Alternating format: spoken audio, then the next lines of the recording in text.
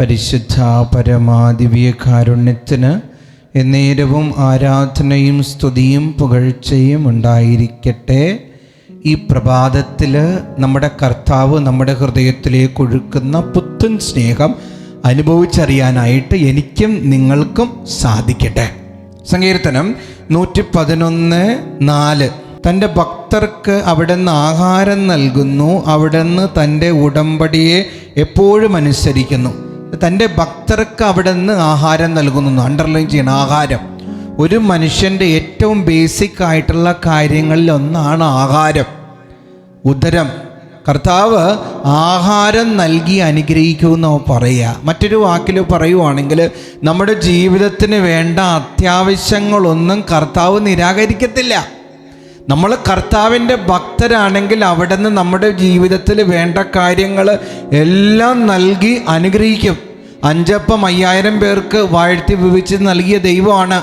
7 അപ്പം 4000 പേർക്ക് വാഴ്ത്തി വിഭജിച്ച് നൽകിയ ദൈവമാണ്. അവിടുത്തെ കേൾക്കുകയും അവിടുത്തോടൊപ്പം ആയിരിക്കുകയും ചെയ്തപ്പോൾ അവർക്ക് ആഹാരം നൽകി അനുഗ്രഹിച്ചു. വയറ് നിറയോളം അപ്പം നൽകി അനുഗ്രഹിച്ചു, മത്സ്യം നൽകി അനുഗ്രഹിച്ചു. ഇതുപോലെ നമ്മുടെ ജീവിതങ്ങളിലും നമ്മൾ കർത്താവിനോട് ചേർന്ന് നിൽക്കുമ്പോൾ കർത്താവ് നമ്മെ അനുഗ്രഹിക്കും. വലതുകരം ഉയർത്തി പ്രൈസ് ദി ലോർഡ്. കർത്താവ് നിന്നെ അനുഗ്രഹിക്കും.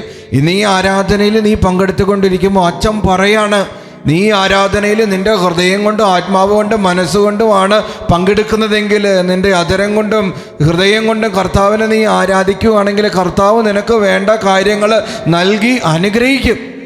ഒറ്റ കാര്യമുള്ളൂ, അവിടുത്തെ കൽപ്പനകൾ പാലിക്കണം, അവിടുത്തെ ഭക്തനായിരിക്കണം, അവിടുത്തെ സ്നേഹത്തിൻ്റെ തണലിൽ എപ്പോഴും ജീവിക്കണം, പാപത്തെ വെറുത്തുപേക്ഷിക്കണം.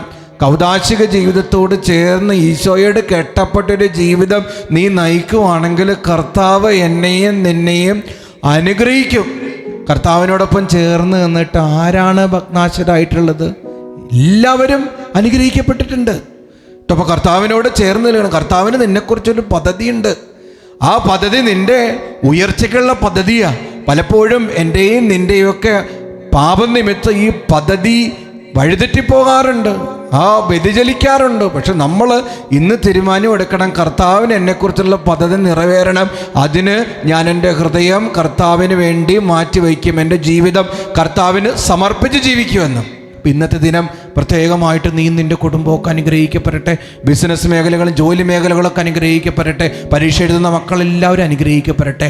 ഇന്ന് മെസ്സേജ് ബോക്സിൽ ടൈപ്പ് ചെയ്യണം, ഈശോയെ എന്നെ അനുഗ്രഹിക്കണമേ എന്ന്.